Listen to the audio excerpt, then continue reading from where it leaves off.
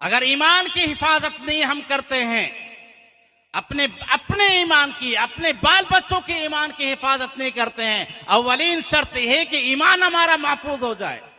और इस ईमान की हिफाजत करने के लिए इतनी पाबंदियां हैं, इतनी सख्तियां हैं, और हमेशा हमें डरते रहना चाहिए। आज तो हमारी जिंदगी जिस तरह चाहे गुजर कर रही है, लेकिन वो लोग जिनकी सदाकत की, जिनकी सच्चाई की, जिनके ईमान की अल्लाह ताला ने गवाही दी, और अल्लाह ने फरमाया था रज़ी अल्लाहु अन्हुम व रज़वान, अल्लाह के नबी ने फरमाया था अबू बकर फिल जन्ना, उमर फिल जन्ना, उस्मान फिल जन्ना, अली फिल जन्ना, अब्दुर्रहमान फिल इब्न औफ जन्ना। नबी ने बशारत दी थी, उसके बावजूद उमर फारूक कहा करते थे, अबू बकर सिद्दीक कहा करते थे, काश के मैं दरख्त होता जो जला के राख कर दिया जाता, काश के मैं परिंदा होता जिससे कोई हिसाब व किताब ना होता। उमर फारूक रज़ी अल्लाह ताला अन्हु, जिनके बारे में नबी अलैहिस्सलातु वस्सलाम ने फरमाया लौ काना बादी नबियुन लकाना उमर, अगर मेरे बाद कोई नबी होता तो उमर फारूक होते। लेकिन हमेशा उमर फारूक हजरत हुज़ैफा से पूछा करते थे, हुज़ैफा मेरा नाम मुनाफिकीन में तो नहीं है?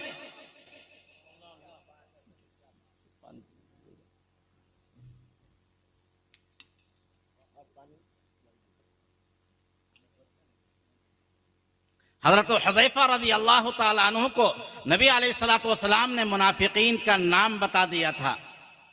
उमर फारूक बराबर पूछा करते थे कि हुज़ैफा मेरा नाम मुनाफिकीन में तो नहीं है। वो क्या चीज थी? वो ईमान की सलामती का खौफ था कि आखिरत पे, ईमान पे हमारी मौत हो जाए। और इस ईमान की खातिर ही सहाबा कराम रिज़वानुल्लाहि अलैहिम अजमाइन ने मशक्कतों को बर्दाश्त किया, परेशानियों को बर्दाश्त किया। हम सब ने सुना होगा फिरऔन की बीवी आसिया रज़ी अल्लाह ताला अन्हा एक इशारे पे हुकूमत नाचा करती थी। तो उनकी एक खादिमा थी, वो खादिमा फिरऔन की बेटी की कंघी कर रही थी, वो कंघी गिर गई। तो फिरऔन की खादिमा ने कहा रब्बे मूसा की कसम। तो बेटी ने कहा कि तुम मेरे अब्बा को खुदा नहीं मानती? कहा नहीं, तुम्हारे अब्बा को खुदा क्यों मानो, वो तो इंसान है। रब तो वो है जिसने जमीन और आसमान को पैदा किया। इन्ना रब्बकुम अल्लाहु अल्लज़ी खलक़स समावाति वल अर्द, आसमान और जमीन को जिसने पैदा किया, चांद और सूरज को जिसने पैदा किया, जिसके हुक्म पर पूरी दुनिया का निजाम चल रहा है। अला लहुल हुक्म अला लहुल अम्र, खुदाई का निजाम चलता है, वो हमारा रब है। तुम्हारा बाप को खुदा नहीं मान।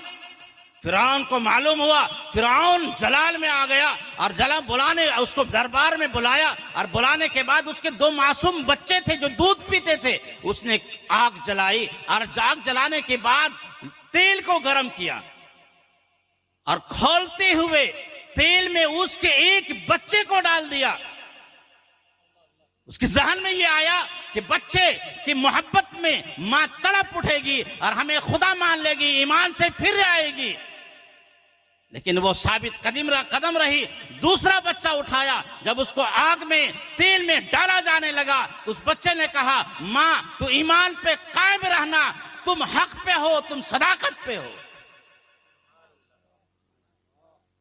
उसके बाद उसकी बीवी, उसकी खादिमा को भी उसने दर्दनाक अंदाज में मौत दिया। हजरत आसिया रज़ी अल्लाह ताला अन्हा को मालूम हुआ, वो दौड़ी दौड़ी आई और उसने कहा कि फिरऔन सुन ले, मैं भी ईमान ला चुकी हूं मूसा के रब पे। फिरऔन का ये सुनना था। फिरऔन कहने लगा आसिया तुम्हारा अंजाम बहुत बुरा होने वाला है।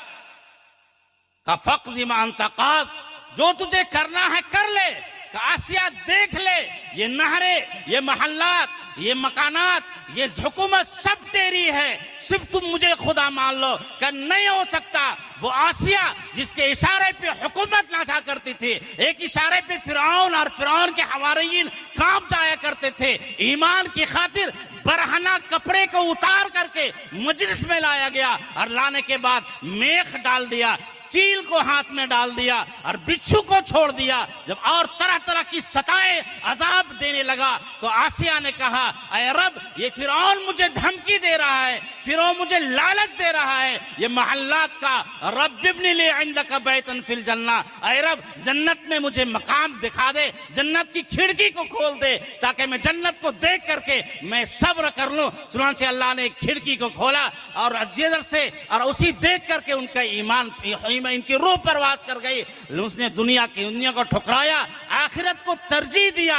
अल्लाह ताला ने इतना बड़ा मकाम अता फरमाया कि जब हज़रत खतीजा रज़ी अल्लाह ताला अन्हा का वफात होने लगी तो नबी अलैहिस्सलातु वस्सलाम ने फरमाया, खतीजा, जब तुम जन्नत में जाना तो मेरी बीवी को सलाम कर देना।